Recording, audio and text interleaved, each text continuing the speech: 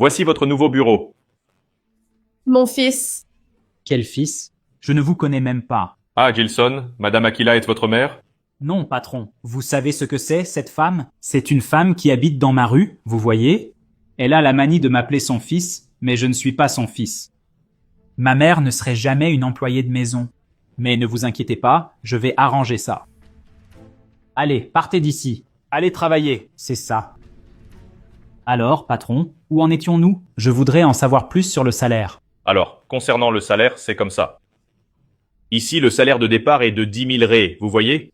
Et vous avez quelques avantages. Par exemple, la maison où vous allez habiter, c'est l'entreprise qui la fournit. Pour que vous n'ayez pas à vous soucier de payer un loyer, il y a aussi une carte avec un solde de 5 000 ré, qui est le ticket restaurant, pour que vous puissiez acheter vos affaires sans souci. Seulement, j'ai besoin que vous veniez ici demain à 7h30 pour qu'on puisse finaliser l'embauche. Vous pouvez faire ça? Oui, je peux, patron. Demain, à 7h30, je serai là pour qu'on finalise le contrat. Très bien. Soyez le bienvenu et je vous attends ici demain. Merci beaucoup.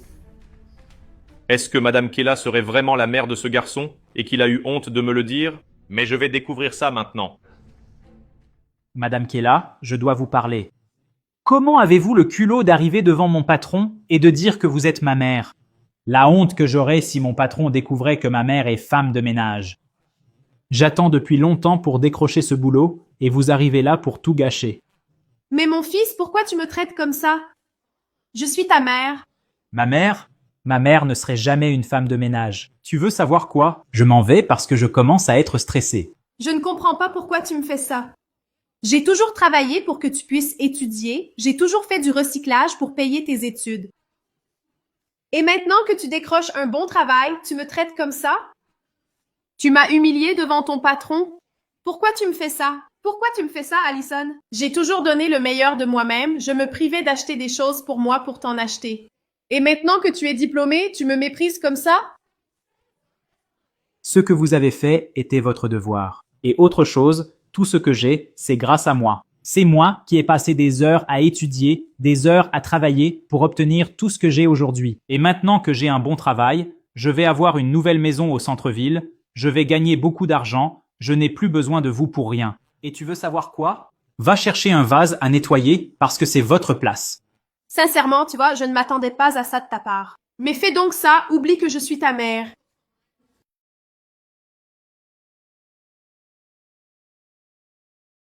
Bonjour patron, je suis là pour signer les papiers pour être votre nouveau manager. Monsieur Gilson, bonjour. Je suis désolé de vous informer que le poste de manager que vous vouliez tant a déjà été pourvu.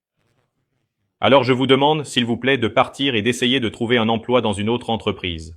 Hein, comment ça? Je ne comprends pas.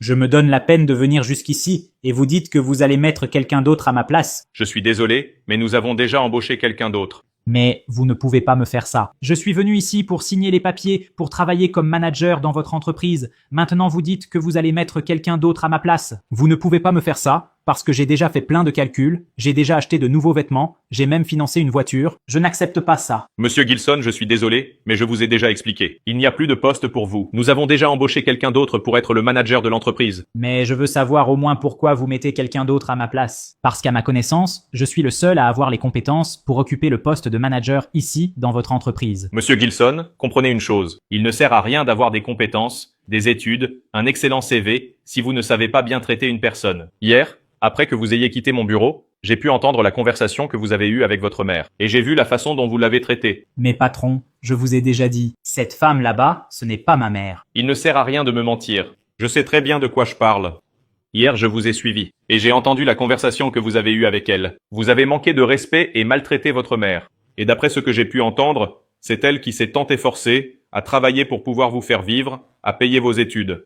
Et maintenant que vous obtenez un emploi dans une grande entreprise, c'est ce que vous faites? Vous méprisez votre mère? Bien pire, n'est-ce pas? Vous faites comme si elle n'existait même pas. Et vous savez quoi? Si vous n'arrivez pas à respecter votre mère qui vous a donné la vie, vous a donné des conditions, qui allez-vous respecter dans mon entreprise? Allez-vous respecter votre collègue de travail? Vous ne voudrez recevoir d'ordre de personne? Vous ne respecterez pas le patron? Alors une personne comme vous, qui n'arrive pas à respecter sa mère, je n'en veux pas dans mon entreprise. Excusez-moi pour cela, patron. Mais s'il vous plaît, réfléchissez bien. Je suis une personne instruite, qualifiée, pour occuper ce poste de directeur ici, dans votre entreprise. Je vous demande, s'il vous plaît, de quitter mon bureau et de quitter mon entreprise. D'accord, je m'en vais. Mais je veux au moins savoir qui vous allez embaucher à ma place. Savez-vous qui je vais embaucher? Votre mère. J'ai déjà parlé avec elle. Elle est travailleuse, elle a toujours bien travaillé dans mon entreprise. Je pense qu'elle mérite cette opportunité de travail. Et mon entreprise va être responsable de lui transmettre tout ce dont elle a besoin, de l'instruire. Et le mieux, nous allons payer des études supérieures pour qu'elle puisse se professionnaliser. Et vous savez le salaire de 10 000 que vous alliez gagner? C'est elle qui va le gagner. Elle va habiter dans la maison où vous alliez habiter. Et tous les avantages que vous auriez eus dans cette entreprise, maintenant votre mère va les avoir. Et vous savez ce qui est le mieux? Elle m'a dit qu'elle ne veut même pas entendre parler de vous. Alors ne pensez même pas à passer devant sa porte. Si vous faites ça, vous allez avoir de gros problèmes. Et maintenant, vous pouvez sortir de ma vue. Mais je n'arrive pas à y croire. Malheureusement, beaucoup d'enfants sont comme ça. Ils ne valorisent pas les efforts que leurs mères font pour eux. Mais si vous avez aimé mon attitude en la promouvant directrice de mon entreprise, laissez ici votre commentaire.